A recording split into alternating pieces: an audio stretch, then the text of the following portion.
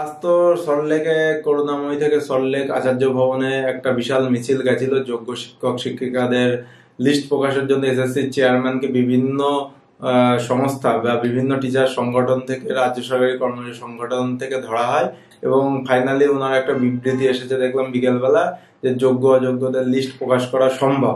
আচ্ছা, যদি এটা সম্ভবই হয়, চেয়ারম্যান বাবু আপনি কেন এতদিন কোর্টে দেননি? এটা একটা গভীর প্রশ্ন চিহ্ন এখানে আসছে। আপনি তো আগেই হাইকোর্টে এটা দিয়ে দিতে পারতেন, তাহলে আজকে এই মাস্টার যোগ্যদের এই অবস্থায় হতো না, এই রাস্তায় নামতে হতো না, এই দুপুরে রোদ্দুরে দৌড়াদৌড়ি করছে।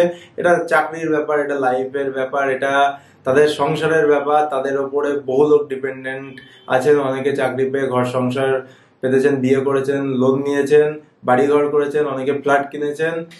তো এই মিড এজ ক্রাইসিস, আর তো ভবিষ্যতে এরা পরীক্ষাও দিতে পারবেন না, বা সেই প্রিপারেশনও নেই যে আবার পরীক্ষা দিয়ে চাকরি পাবে। এটা ব্যাপারটা এমন হলো, গতকাল মাধ্যমিকের রেজাল্ট বেরিয়েছে যে 10 বছর বাদে বলা হলো মাধ্যমিক পরীক্ষা ওই টাইমে তোমরা সঠিক হয়নি, জালিয়াতি হয়েছে। 10 বছর বাদে আবার বই পড়ে মাধ্যমিক পরীক্ষা দেবে 30 বছর বয়সে, যে তারা কি 26 বছর বয়সে, যে ব্যাপারটা তো তেমনই দেখাচ্ছে।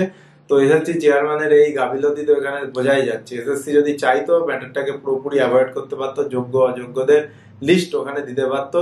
এইবার একটা ব্যাপার আছে, এতদিন দেয়নি, এইবার যে ফ্রেশ লিস্ট দেবে যোগ্য অযোগ্যদের, সেখানেও কি ম্যানিপুলেশন থাকবে না? তারও একটা প্রশ্ন চিহ্ন থেকেই যাচ্ছে। যারা সঠিক যোগ্য তাদের নামই যেন ওখানে থাকে, এই আশা রাখবো। এবং অযোগ্যদের নাম যেন যোগ্য লিস্টে কোনোভাবে ঢোকানো হয় না, যোগ্যদেরকে বের করে দিয়ে। তো এই একটা বিশাল প্রশ্ন চিহ্ন এখানে থাকছে। ও রাজ্য সরকার চাইলে এসএসসির সাথে মিলে ম্যাটারটা সলভ করতে পারতো। রাজ্য সরকারের সদিচ্ছার কোথাও না কোথাও অভাব দেখা যাচ্ছে। হয়তো মাইক ধরে অনেক কিছু বলছে, কিন্তু এসএসসি চেয়ারম্যানকে দিয়ে তো ওটা করাতে পারতো। যোগ্য অযোগ্যদের লিস্ট সামনে আনতে পারতো, যাদের ওএমআর 0 পেয়েছে এবং বহু মার্কস বা ইন্টারভিউতে 9, 10, 10-এ 10 পেয়েছে, তাদের এইসব মার্কস গুলো সামনে আনতে পারতো। তাহলেই তো বেরিয়ে আসতো আসল সত্য, যেটা রাজ্য সরকারের সদিচ্ছার মাধ্যমে এটা হতো। তো তোমাদের কি মতামত কমেন্ট সেকশনে অবশ্যই কমেন্ট করো। ভিডিওতে কিছু ভালো লাগলে লাইক করো, চ্যানেলটা সাবস্ক্রাইব করো। আর পরের ভিডিওতে দেখা হবে। নমস্কার।